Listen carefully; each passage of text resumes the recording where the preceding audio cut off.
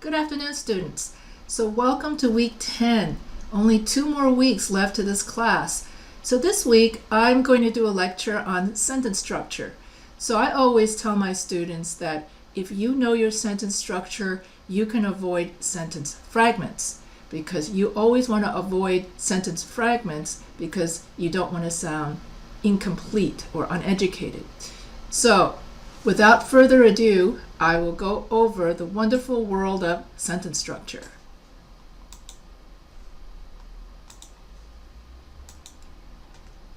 Reviewing the basics. What makes a good sentence? Components of a sentence. Clearly written complete sentence requires key information, a subject, a verb, and a complete idea. A sentence needs to make sense on its own. Sometimes complete sentences are also called independent clauses. A clause is a group of words that make up a sentence.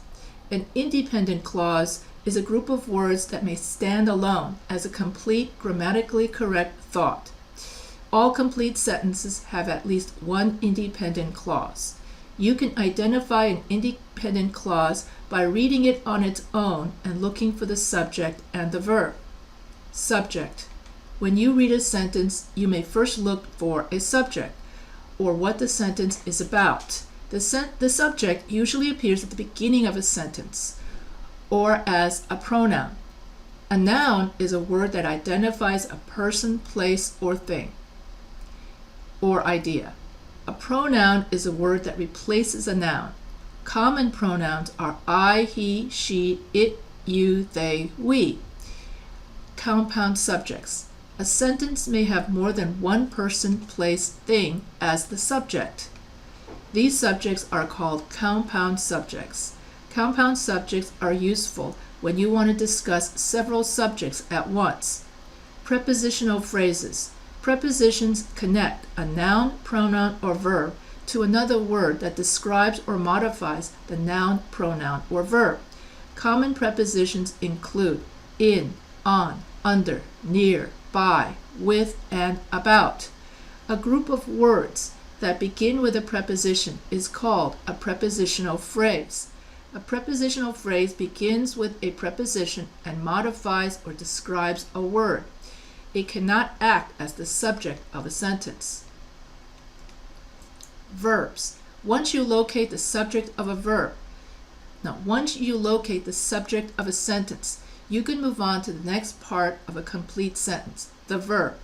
A verb is often an action word that shows what the subject is doing. A verb can also link the subject to a describing word. There are 3 types of verbs that you can use in a sentence: action verbs, linking verbs, or helping verbs.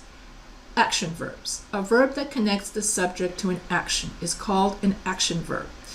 An action verb answers the question, what is the subject doing? Linking verb. A verb can often connect the subject of the sentence to a describing word. This type of verb is called a linking verb because it links the subject to a describing word. Helping verb. A 3rd type of verb you may use as you write is a helping verb. Helping verb are verbs that are used with the main verb to describe a mood or tense. Helping verbs are usually a form of be, do, or have. Sentence structure including fragments and run-ons. Now that you know what makes a complete sentence, a subject and a verb, you can use other parts of speech to build on this basic structure. Good writers use a variety of sentence structures to make their work more interesting. Sentence patterns. Subject, verb, subject, linking verb, noun, subject, linking verb, adjective, subject, verb, adverb, subject, verb, direct object, subject, verb, indirect object, direct object. Sentences you have encountered so far have been independent clauses. As you look more closely at your past writing assignments, you may notice that some of your sentences are not complete. A sentence that is missing a subject or a verb is called a fragment. A fragment may include a description or may express part of an idea, but it does not express a complete thought. Children helping children. That's a fragment.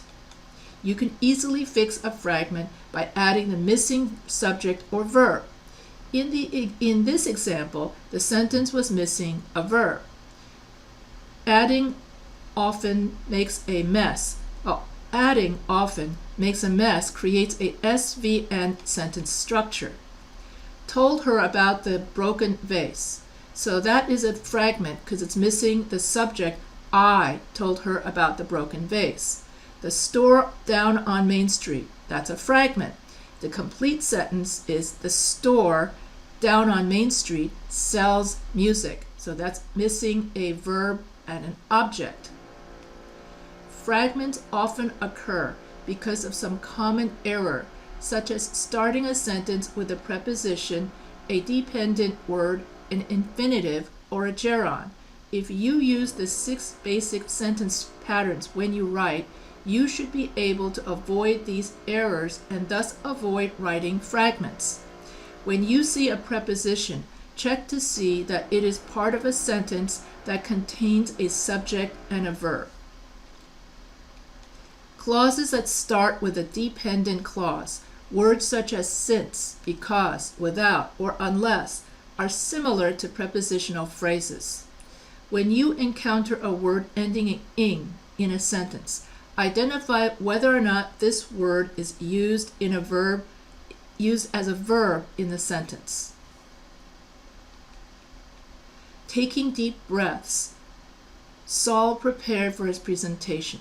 So that's incorrect because taking deep breaths is not a complete thought. So you have to say, taking deep breaths, comma, Saul prepared for his presentation. Saul prepared for his presentation, he was taking deep breaths.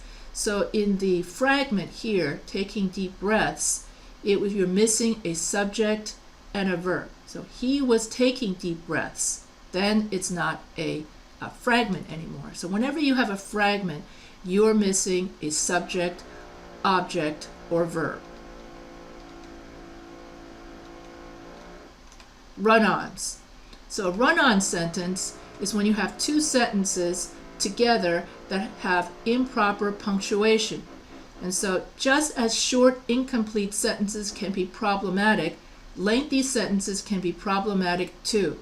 Sentences with 2 or more independent clauses that have been incorrectly combined are known as run-on sentences. A run-on may either be a fused sentence or a comma splice. So when 2 complete sentences are combined into one without any punctuation, the result is a fused sentence. When 2 complete sentences are joined by a comma, the result is a comma splice. Both errors can easily be fixed. One way to correct run-on sentences is to correct the punctuation. For example, adding a period will correct the run-on sentence by creating 2 separate sentences. Using a semicolon between the 2 sentences will also correct the error. A semicolon allows you to keep 2 closely related ideas together in one sentence. When you punctuate with a semicolon, make sure that both parts of the sentence are independent clauses. So when you use a semicolon to separate 2 independent clauses, you may wish to add a transition word to show the connection between the 2 thoughts. You can also fix run-ons by adding a comma and a coordinating conjunction. A coordinating conjunction acts as a link between 2 independent clauses. Run-on. The new printer was installed. No one knew how to use it. Correction. So this is a comma splice because you have a comma where it's not needed. Correction. The new printer was installed, comma, but no one knew how to use it. Now it's correct. So you can correct a run-on sentence by adding a comma and a coordinating conjunction, or by adding a period, or by adding a semicolon and a transition word. Run-on. We took the elevator. The others still got there before us. And so we took the elevator. This is a comma splice because you use a comma where it's not necessary. So correction. Although we took the elevator, the others got there before us. Run-on. Cobwebs covered the furniture, comma. The room hadn't been used in years. So cobwebs covered the furniture because the room hadn't been used in years. Key takeaways. A sentence is complete when it contains both a subject and a verb. A complete sentence makes sense on its own. Every sentence must have a subject, which usually appears at the beginning of the sentence. A subject may be a noun, a person, place, or thing, or a pronoun. A compound subject contains more than one noun.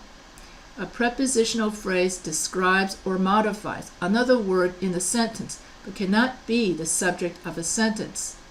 A verb is often an action word that indicates what the subject is doing. Verbs may be action verbs, linking verbs, or helping verbs. Variety in sentence structure and length improves writing by making it more interesting and more complex. Focusing on the 6 basic sentence structures will enhance your writing. Fragments and run-on sentences are 2 common errors in sentence construction. Fragments can be corrected by adding a missing subject or verb. Fragments that begin with a preposition or a dependent word can be corrected by combining the fragment with another sentence. Run-on sentences can be corrected by adding appropriate punctuation or adding a coordinating conjunction. So here are the key terms, okay, that you need to know that I read already. Subject-verb agreement. So basically with subject-verb agreement, you have to, when you have a singular subject, you get a singular verb, a plural subject, you have a plural verb. Agreement in speech and in writing refers to the proper grammatical match between words and phrases. Parts of sentences must agree in number, person, case, and gender. Regular verbs. I live, you live, he lives, she lives, we live, you live, they live. Irregular verbs. Not all verbs follow a predictable pattern. These verbs are called irregular verbs. Some of the most common irregular verbs are be, have, and do. Learn the forms of these verbs in present tense to avoid errors in subject-verb agreement. So you just have to memorize that. Errors in subject-verb agreement. So basically, when you have a compound subject, that means more than one subject, you have a plural subject, plural verb. And if the subject is separated by a prepositional phrase, then you have to ignore the prepositional phrase, find the subject, and then you ascertain whether the subject is plural or singular. So remember, plural subject take plural verbs, singular subject take singular verbs. So often prepositional phrases or dependent clauses add more information to the sentence, but they often appear between the subject and the verb. However, everything must all agree. And then when you have independent pronouns like anybody, anyone, anything, each, everybody, everyone, everything, all of those pronouns typically take a singular verb. So singular subjects take a singular verb. A collective noun is a noun that identifies more than one person, place, or thing and considers these person, places, or things as one singular unit. And therefore, collective nouns take a singular verb. Such commonly used collective nouns are group, team, army, flock, family, and class. You may encounter sentences in which the subject comes after the verb instead of before the verb. So to ensure proper subject-verb agreement, you must correctly identify the subject and then the verb. So in sentences like, there are 4 chairs in the room, chairs would be the subject, are is the verb. So because you have 4 chairs, then plural subject chairs takes plural verb are. So in sentences that begin with here or there, the subject follows the verb. If you have trouble identifying the subject and the verb in sentences that start with here or there, it may help to reverse the order of the sentence so that the subject comes first. When you ask questions, a question word, who, what, where, when, why, or how appears first, the verb and then the subject. And here you can practice subject-verb agreement. And if I had students here, we would have fun doing this part.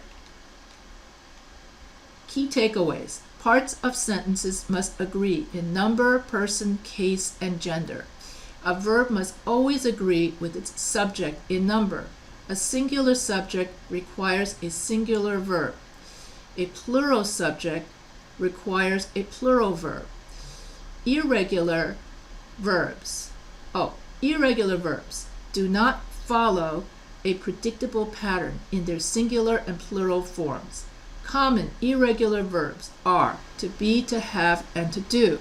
A compound subject is formed when 2 or more nouns are joined by the words and, or nor. In some sentences, the subject and the verb may be separated by a phrase or a clause, but the verb must still agree with the subject. Indefinite pronouns such as anyone, each, everyone, many, no one, and something refer to unspecified people or objects. So most indefinite pronouns are singular, like everyone is guaranteed their money back after 30 days, or nobody is perfect. A collective noun is a noun that identifies more than one person, place, or thing and treats those people, places, or things as one singular unit. So if a noun looks plural, but it acts like one unit, so then you would use singular verb. The police is coming to the house. In other words, the whole police unit, one unit, is coming to the house for an emergency. And so collective nouns require singular verbs. In sentences that begin with here and there, the subject follows the verb. So if I were to say, down the street sits the red house. Therefore, the red house is the subject, and it's a singular subject, which takes singular verb sits. And then if you're not sure where the subject is, turn the sentence around.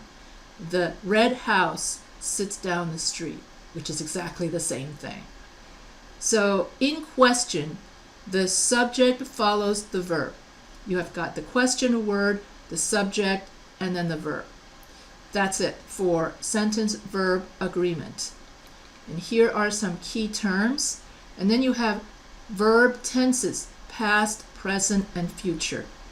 Use the correct regular verb tense in basic sentences. Use the correct irregular verb tense in basic sentences. It is important to use the proper verb tense. Mistake in tense often leave a listener or reader with a negative impression. Regular verbs. Verbs indicate actions of state of being in the past, present, and future using tenses. Regular verbs follow regular patterns when shifting from the present to the past.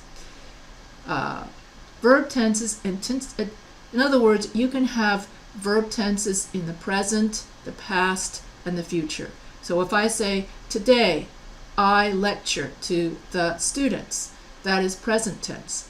Yesterday I lectured to the students, that's past tense.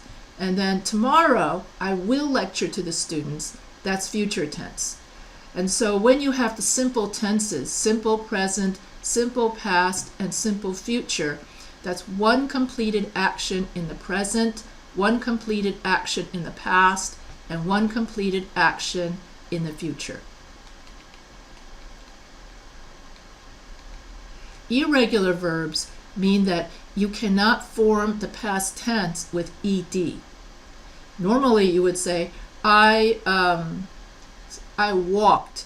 Yesterday I walked to the store. So a regular verb forms the simple past by having ed. But if you can't form the simple past with ed, which is a regular verb, that means you have an irregular verb. So irregular verbs are not formed in the simple past with ed. Irregular verbs do not follow a predictable pattern. That's why they're irregular. They're simply not regular. So you have to memorize what is the past tense of these irregular verbs.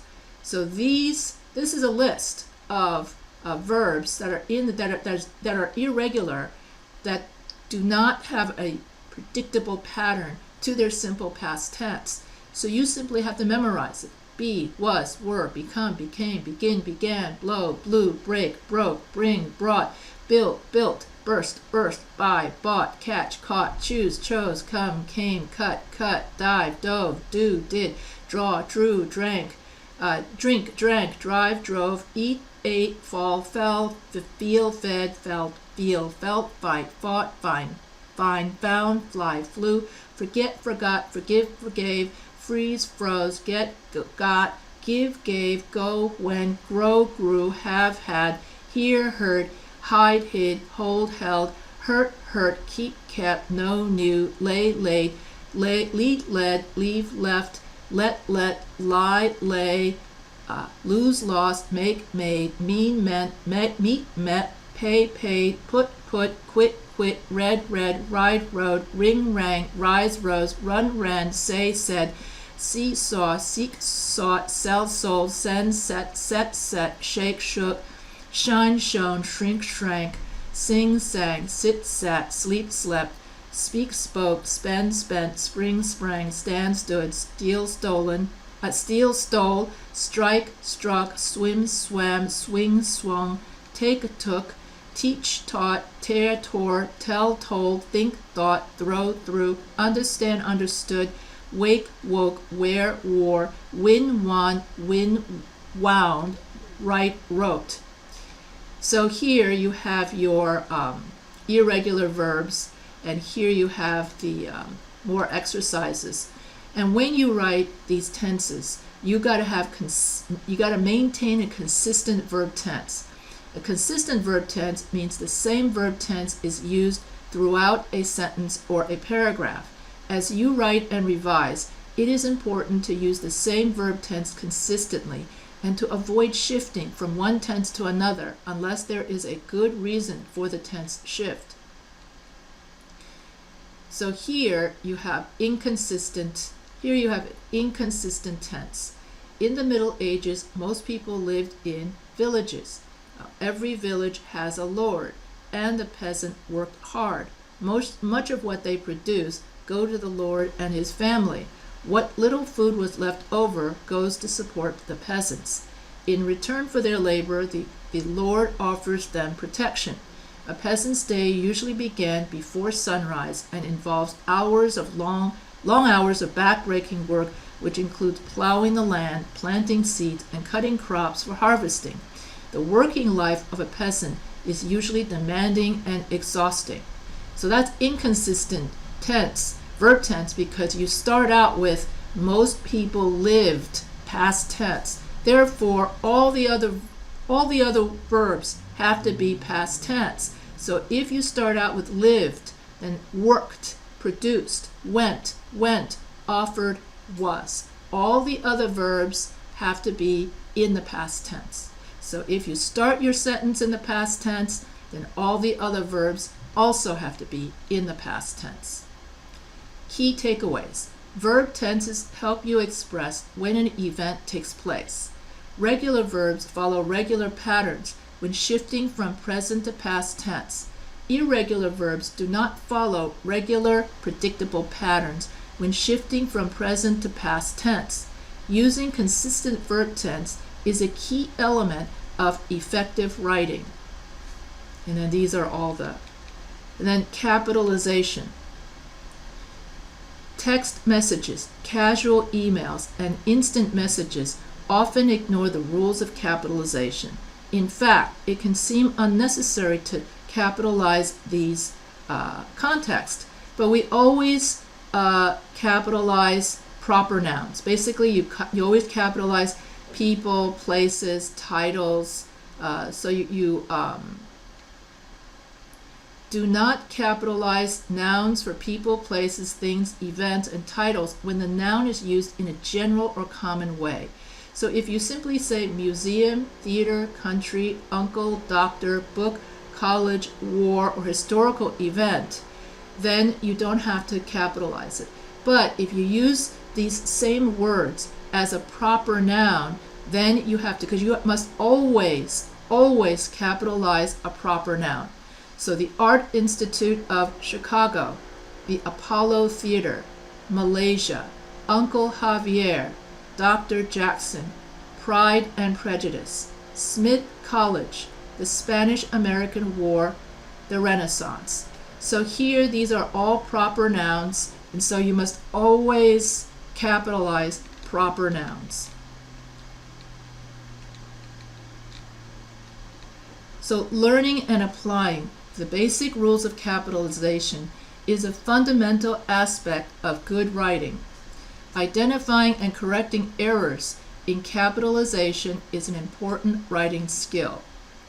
Pronouns. So pronouns replace a noun. And here, Lonnie complained.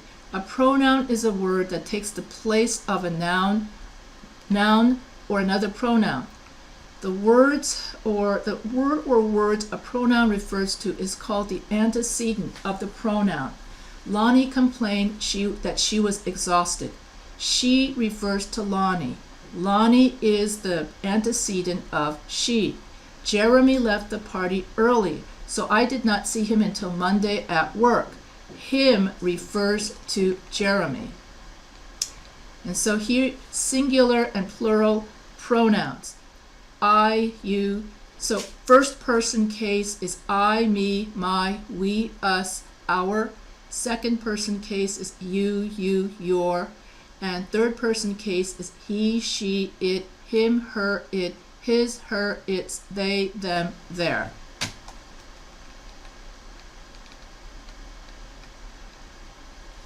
Indefinite pronouns do not refer to a specific person or thing and are usually singular. And here are more collective nouns. So I mentioned before that here you take a singular verb, and a singular subject takes a singular verb, and here the plural, all these collective nouns take a singular verb.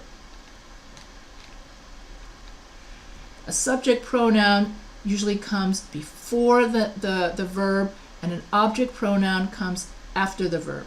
So subject pronoun is like I, you, he, she, it, and I, you, he, she, it, we, and they. And then the object pronoun is me, you, him, her, us, you, them. Okay, let me say that again. Subject pronoun comes before the verb and is the subject of the sentence. And therefore, subject pronouns are I, you, he, she, it, we, you, they. Object pronouns come after the verb, and it's me, you, him, her, it, us, you, them. And so that's why if subject pronouns come before the verb, you can't say Mary and me, we went to the party. You have to say Mary and I went to the party. And you can't say she gave I money. You have to say she gave me money, because me is an object pronoun that comes after the verb. And so object pronouns always come after the verb. Subject pronouns always come before the verb. Who and whom are used with people. And so who is used as a subject, whom is used as a direct object. So who and whoever is always the subject of a verb. Whom and whomever is always the object of a verb. So pronouns and their antecedents need to agree in number and person. Most indefinite pronouns are singular. Collective nouns are also singular. Pronouns can function as subjects or objects. That's why you have subject pronouns or object pronouns. Subject pronouns are never used as objects, and object pronouns are never used as subjects. Who serves as the subject of a verb, whom serves as an object of a sentence or the object of the preposition. Adjectives and adverbs. An adjective describes a noun, and an adjective usually comes before the noun unless it comes after a linking verb like she looks beautiful. An adverb usually ends in ly and modifies a verb, and an adverb can describe a verb, an adjective, or another adverb. So Bertrand sings horribly. Horribly modifies the verb sings. My teacher is extremely wise. Extremely modifies adjective, modifies the adjective wise. And so he threw the ball very accurately. And here the adverb very modifies the adverb accurately. So therefore, an adverb can modify a verb, adjective, or another adverb. And also adverbs end in ly. A comparative and a superlative. A superlative compares two things. Superlatives, adjectives, and adverbs are used to compare two people or two people. Comparative.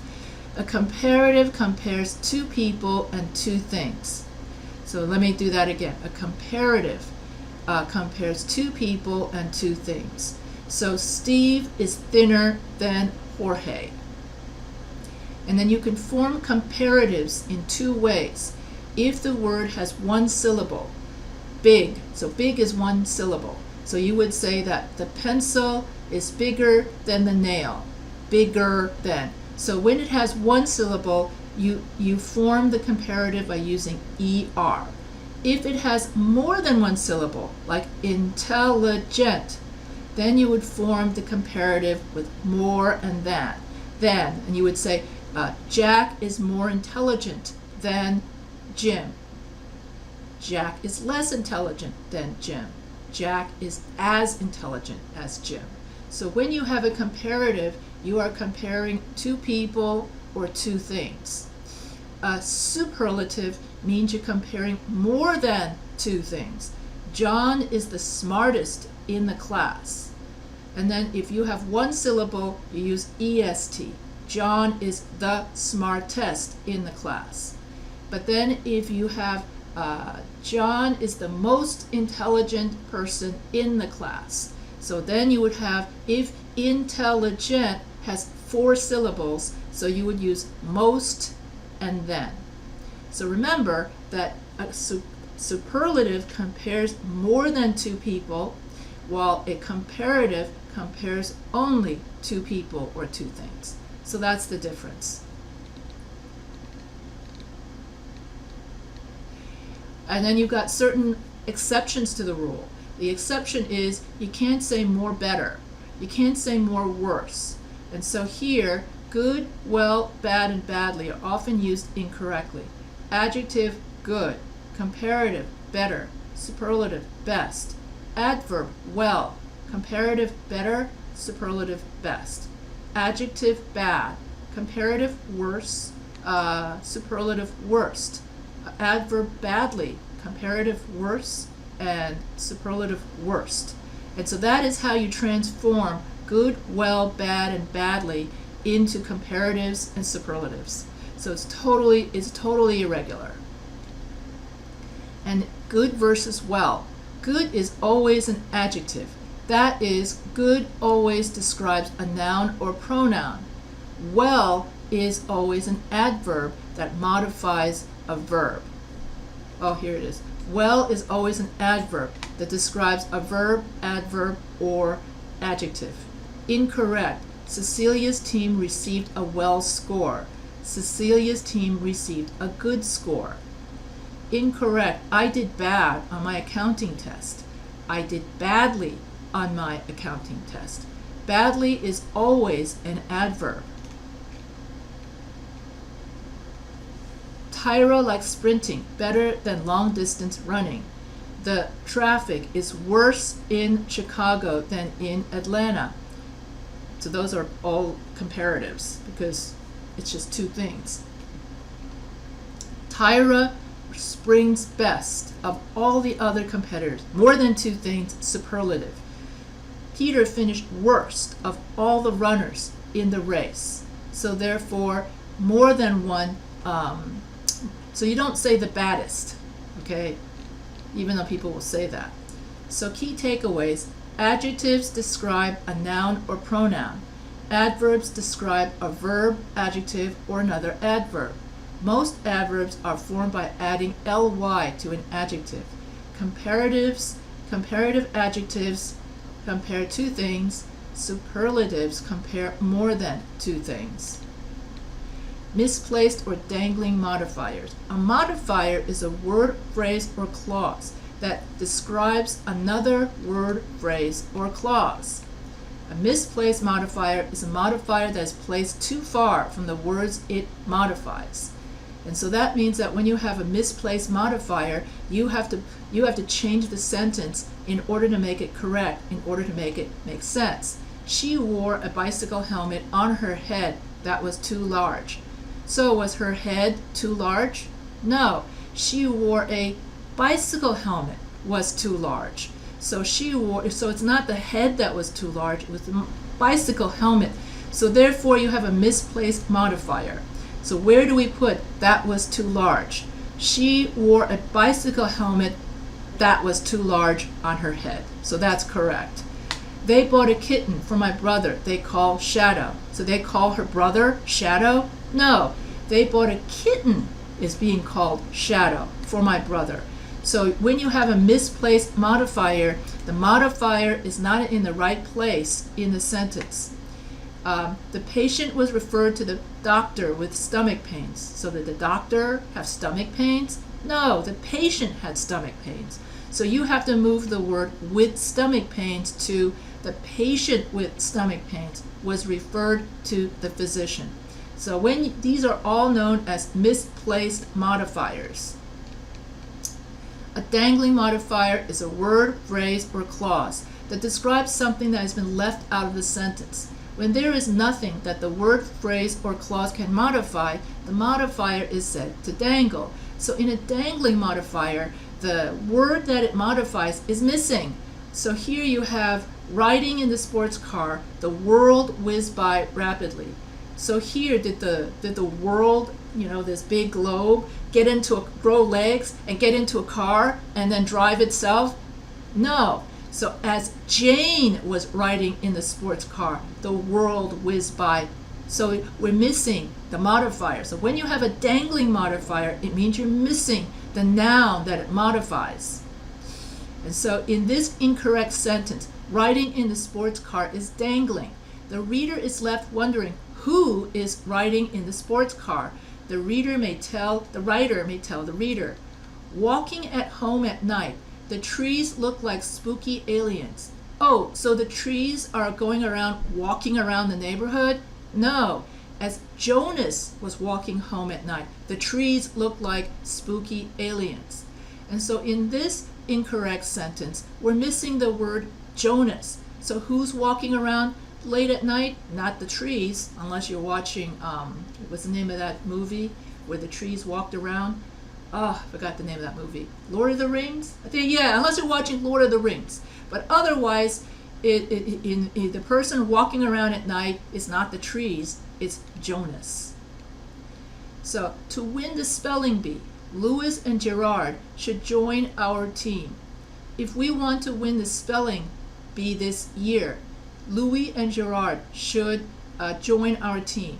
In the incorrect sentence, to win the spelling bee is dangling. Who wants to win the spelling bee? We do. Who's we?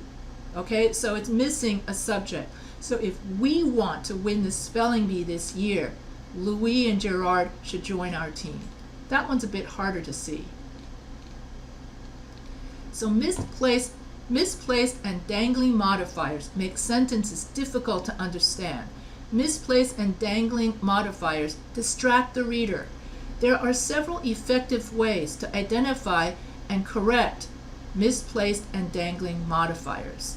Modifier, a word or phrase that qualifies the meaning of another element in a sentence. Misplaced modifier, a modifier that is placed too far away from the word or words it modifies. Dangling modifier, a word, phrase, or clause that describes or modifies something that has been left out of the sentence. And that's it for this chapter. And so this week I covered a lot about sentence structure, verb tense, pronouns, parts of speech, and dangling modifiers. And so if there was anything you didn't understand about this lecture, feel free to email me at any time. And if you like this video, don't forget to subscribe to the Professor H Writing channel. And so I hope you all have a great day.